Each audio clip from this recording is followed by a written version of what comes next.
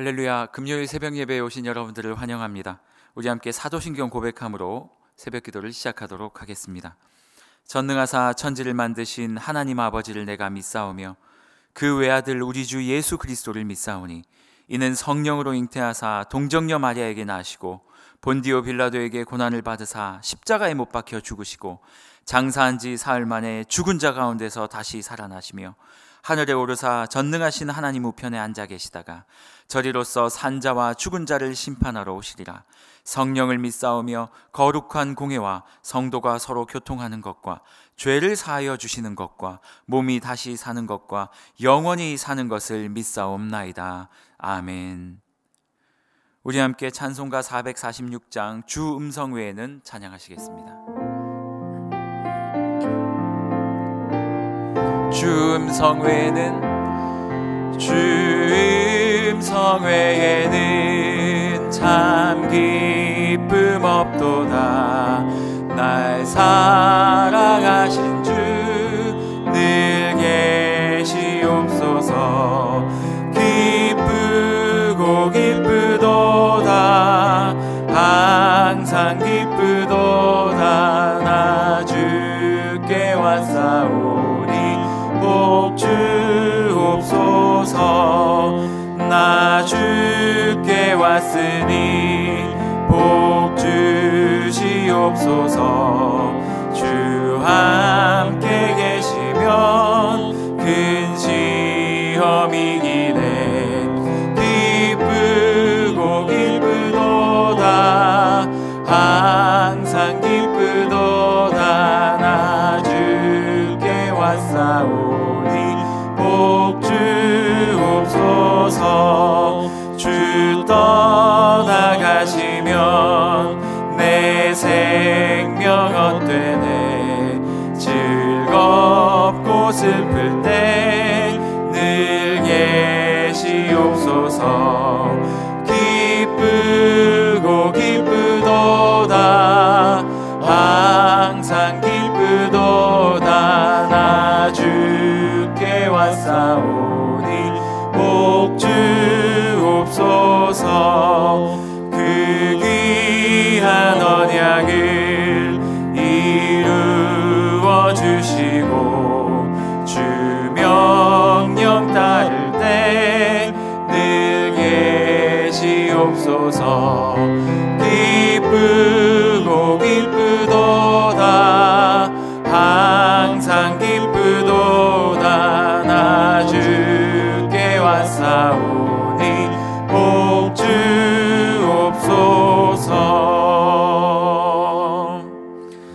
오늘 하나님께서 우리에게 주신 말씀은 시편 55편 1절에서 23절까지의 말씀입니다. 시편 55편 1절에서 23절까지 함께 합독하도록 하겠습니다. 하나님이여, 내 기도에 귀를 기울이시고 내가 간구할 때에 숨지 마소서. 내게 굽히사 응답하소서. 내가 근심으로 편하지 못하여 탄식하오니 이는 원수의 소리와 악인의 압제 때문이라. 그들이 죄악을 내게 더하며 노하여 나를 핍박하나이다. 내 마음이 내 속에 심히 아파하며 사망의 위험이 내게 이르렀도다. 두려움과 떨림이 내게 이르고 공포가 나를 덮었도다. 나는 말하기를 만일 내게 비둘기같이 날개가 있었다면 날아가서 편히 쉬리로다. 내가 멀리 날아가서 광야에 머무르리로다. 내가 나의 피난처로 속히 가서 폭풍과 광풍을 피하리로다 하였도다. 내가 성내에서 강포와 분쟁을 보았사오니 주여 그들을 멸하소서. 그들의 혀를 잘라버리소서. 그들이 주야로 성벽 위에 두루 다니니 성중에는 재난과 재난이 있으며 악독이 그 중에 있고 압박과 속임수가 그 거리를 떠나지 아니하도다. 나를 책망하는 자는 원수가 아니라 원수일진데 내가 참았으리라. 나를 대하여 자기를 높이는 자는 나를 미워하는 자가 아니라 미워하는 자일진데 내가 그를 피하여 숨었으리라. 그는 곧 너로다. 나의 동료, 나의 친구요, 나의 가까운 친우로다. 우리가 같이 재미있게 의논하며 무리와 함께하여 하나님의 집 안에 다녔도다. 사망이 갑자기 그들 가운데 임하여 산채로 스올에 내려갈지어다. 이는 악독이 그들의 거처에 있고 그들 가운데 있음이로다. 나는 하나님께 부르짖으리니 여호와께서 나를 구원하시리로다. 저녁과 아침과 정오에 내가 근심하여 탄식하리니 여호와께서 내 소리를 들으시리로다. 나를 대적하는 자가 많더니 나를 치는 전쟁에서 그가 내 생명을 구원하사 평안하게 하셨도다. 옛부터 계시는 하나님이 들으시고 그들을 낮추시리이다. 그들은 변하지 아니하시며 하나님을 경외하지 아니하심이니이다. 그는 손을 들어 자기와 화목한 자를 치고 그의 언약을 배반하였도다. 그의 입은 우유 기름보다 미끄러우나 그의 마음은 전쟁이요 그의 말은 기름보다 유하나 실상은 뽑힌 칼이로다. 내 짐을 여호와께 맡기라. 그가 너를 붙드시고 그 의인의 요동함을 영원히 허락지 아니하시리로다. 하나님이여, 주께서 그들의 파멸의 웅덩이에 빠지게 하시리이다. 피를 흘리게 하며 속이는 자들은 그들의 날을 반도 살지 못할 것이나 나는 주를 의지하리이다. 아멘. 항상 어려움은 겹쳐서 오는 것 같습니다. 제가 성도님들을 신방하다 보면 늘 그래요. 사실 성도님들이 힘들고 어려우니까 저에게 신방을 요청을 하셨겠죠. 그들과 이야기를 나누다 보면 매번 어려운 일들이 동시에 터지는 것을 굉장히 많이 경험합니다.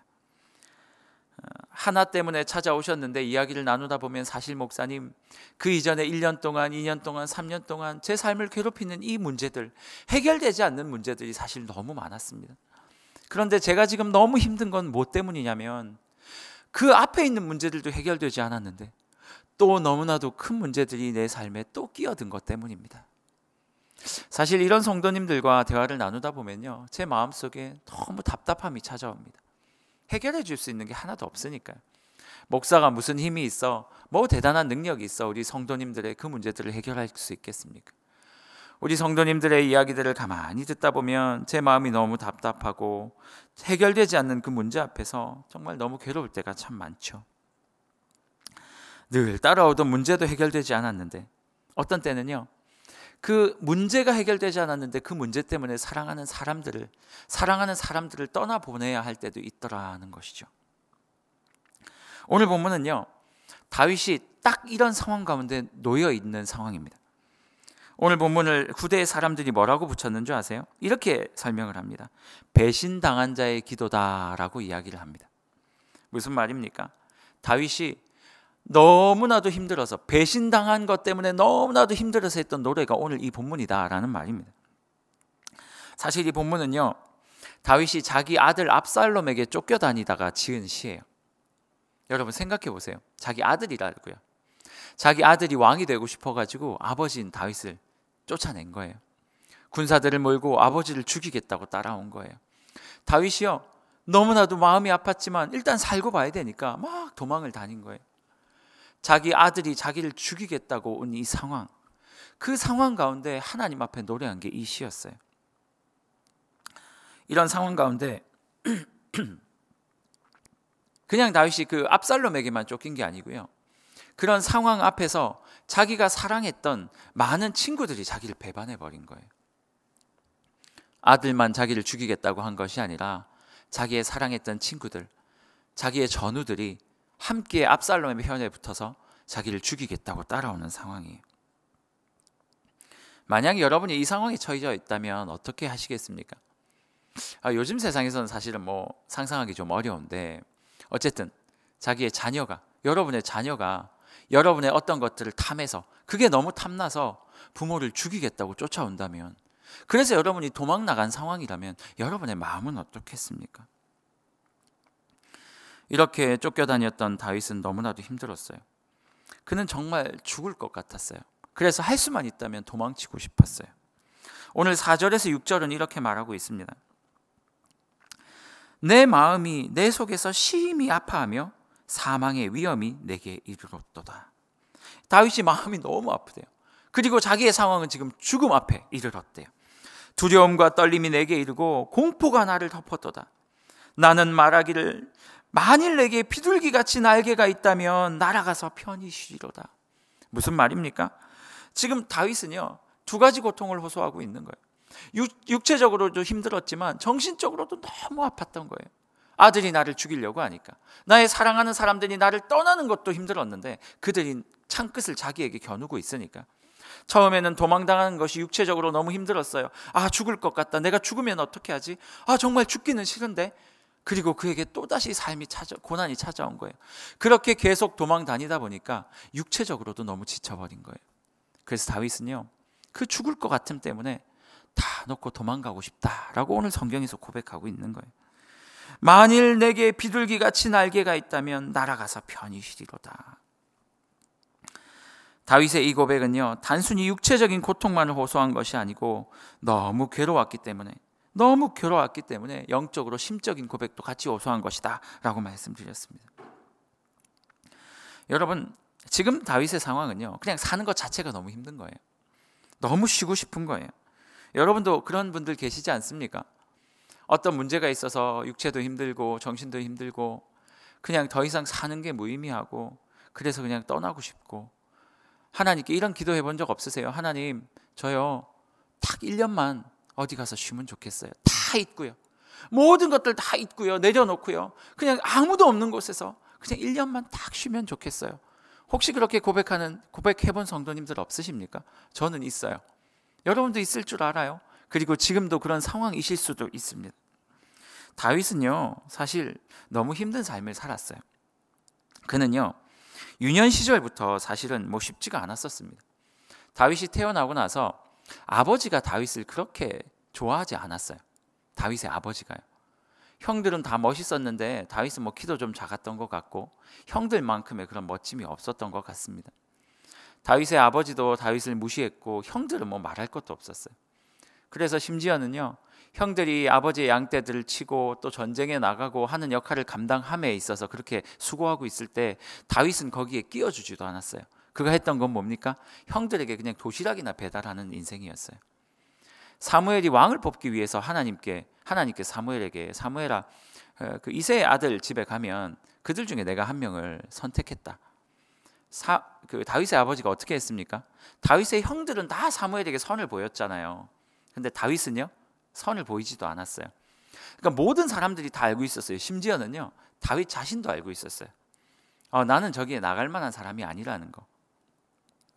결국 하나님께서 다윗을 선택하셔서 그 사무엘로부터 기름 부음을 다윗이 받기는 했지만 다윗의 유년 시절은요, 항상 사람들에게 인정받지 못했고 그렇게 드러나지 못했고 늘 힘들고 어렵게 소외되며 그렇게 살았어요. 사람들에게 상처를 많이 받으면서 살았단 말이에요. 겨우겨우 하나님께서 그를 인도하셔가지고 골리앗을 물리치는 놀라운 일을 벌였죠. 그런데요, 골리앗을 물리치고 이스라엘의 잠깐 영웅이 되어 하나님 앞에, 이제 사람들 앞에 약간 박수를 받게 될 무렵, 또 누가 다윗을 괴롭힙니까? 사울이요.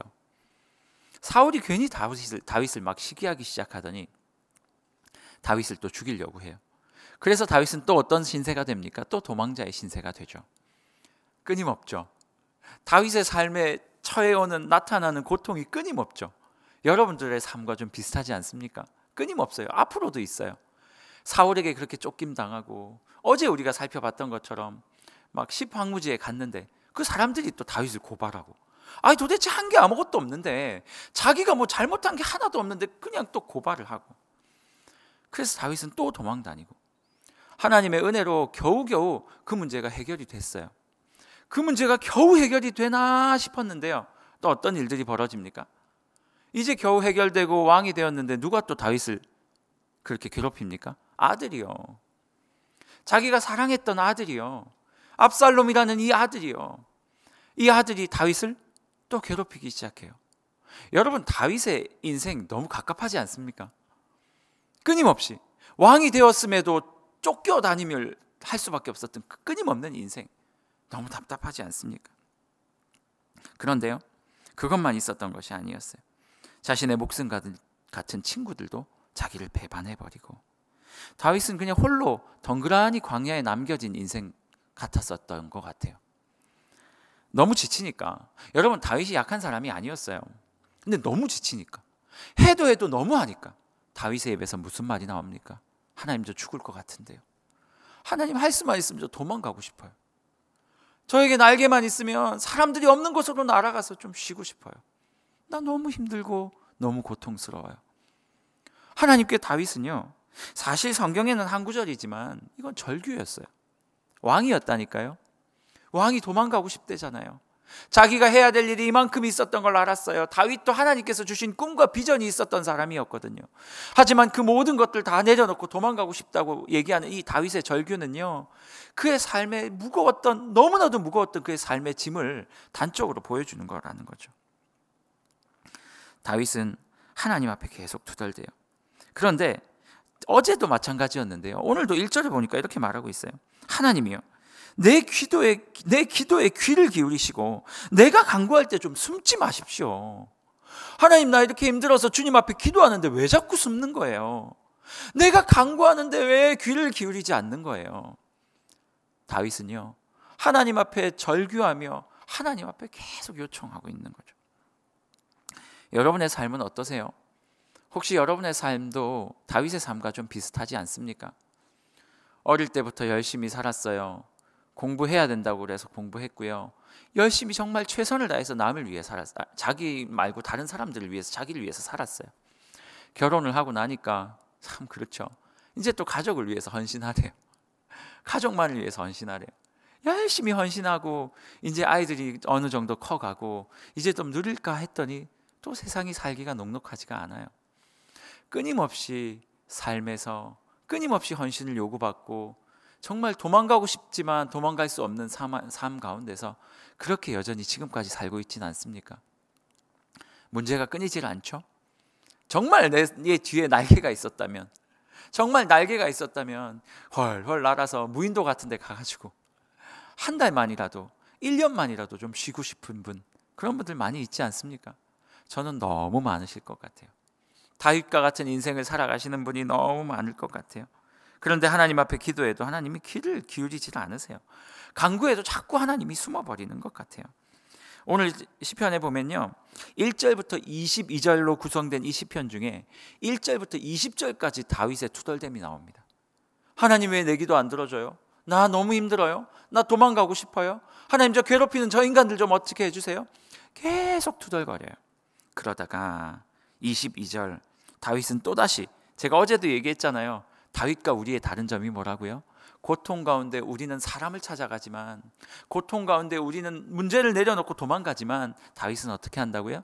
하나님 앞에 투덜거리기는 하지만 결국 돌아온, 하나님께 투덜거리기는 하지만 이 문제의 해결사에는 주님밖에 없다는 걸 알고 돌아오는 그 사람이 다윗이에요. 그래서 위대한 신앙의 선조가 된 거거든요. 22절 뭐라고 말하고 있습니까? 이렇게 말합니다. 내 짐을 여호와께 맡기라. 그가 너를 붙드시고 의인의 요동함을 영원히 허락하지 아니하시리로다. 23절은 또 뭐라고 말합니까? 하반절에 보니까 이렇게 말하고 있어요. 나는 주를 의지하리이다. 다윗은 알았어요. 배신당하고 상처받고 죽을 만큼 힘들어서 도망치고 싶을 그때 아무리 멀리 도망쳐도 절대 그 일 해결되지 않는다라는 걸 알았어요. 아버지가 자기를 업신여기고 사무엘 앞에서 자기를 세우지도 않았던 그때 하나님이 누구를, 다윗을 그 앞에 세우셨어요? 하나님이 세우셨죠.